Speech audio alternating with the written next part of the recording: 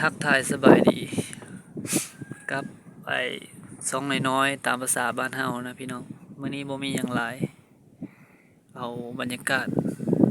ทุ่งไร่ทุ่งนาบ้านเกิดเมืองนอนข้าพเจ้ามาฝากไอ้พี่น้องเนาะเบิ่งบรรยากาศอยู่ลาวบ้านยังใหญ่เมืองเสียงไฟแขวงขมวนพี่น้องอันนี้ก็สิเป็นหนองเล็ดเมืองเนาะแต่ข้าวยังน้อยล่ะบ่ค่อยมีทุ่งไร่ทุ่งนาพี่น้องแต่พ่อแต่แม่หันละมีหาบกกะสิบ่หลายปานใดดอกค่อยเบิ่งฮะแต่มีแต่เป็นป่าไปนั่นแหละเนาะอันนั้นกับป่าหันกันหน้าได้พี่น้องให้ฟ้าหันไปซึ่งไปทางนั้นก็สิเป็นบ้านเบิ่งว่าหน้าพี่ก็สิเป็น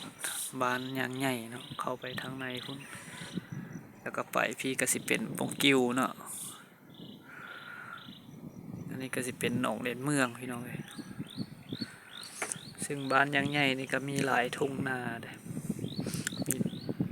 มีหลายทุ่งใหญ่ๆหลักๆเนาะก็สิคือทุ่งใหญ่แล้วก็สิเป็นบึงโกยเนาะบึงสร้างทับทุ่งหนองผักไหมเนาะแล้วก็สิเป็นหนองล่มแล้วก็สิเป็นนาโคกมีตำนานหลายๆอย่างอยู่ได้บ้านเฮาก็ได้แต่ครับข้าพเจ้านี่ฮู้บ่คักแน่เนาะบ่อยากเล่ารายละเอียดปานใดพี่น้องเอาแต่ว่าตัวเองเกิดมาละเห็นนะแถวนี้ก็สิเป็นบ่อเลี้ยงงัวเลี้ยงควายในสมัยนั้นน้ำท่วมแห้งยามน้ำก็ได้ตกมาสมัยซุมื้อนี้เป็นไร่เป็นนาเบิดแล้วแต่ก็เจ้ายอดกับว่านผายเอาพี่น้องเอ้ยภาษาบ้านค่อยเนาะผายเอา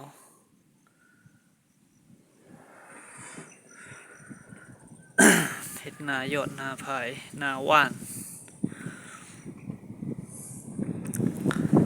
มาสัมผัสบรรยากาศอยู่ให้อยู่นาโอ้ย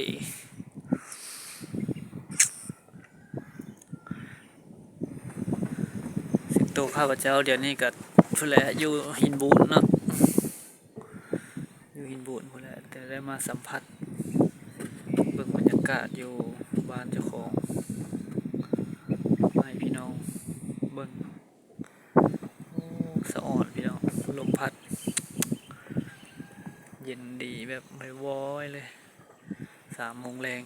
จิบเบียร์ไปพร้อมผู้เดียวคักขนาดพี่น้องเอาเป็นว่าคลิปนี้กับบ่มีอย่างหลายเด้อพี่น้องเด้อขอบใจที่ติดตามนะครับชมเนาะฝากเป็นกำลังใจส่องน้อยๆเด้อพี่น้องให้เฮ็ดคลิปนะบ่ฮู้สิถ่ายหยังพี่น้องเอ้ยคิดบ่ออกไอเดียบ่มีเนาะถ่ายบรรยากาศสดๆนี่แหละเอาดิบๆเลยนะให้พี่น้องเบิ่งนะขอบใจที่ติดตามนะครับชมฝากทักทายอีกเทื่อหนึ่งก่อนจบคลิปเนาะพี่น้องเนาะทั้งในและต่างประเทศขอบใจเด้อที่ติดตามนะครับชมเนาะขอบใจ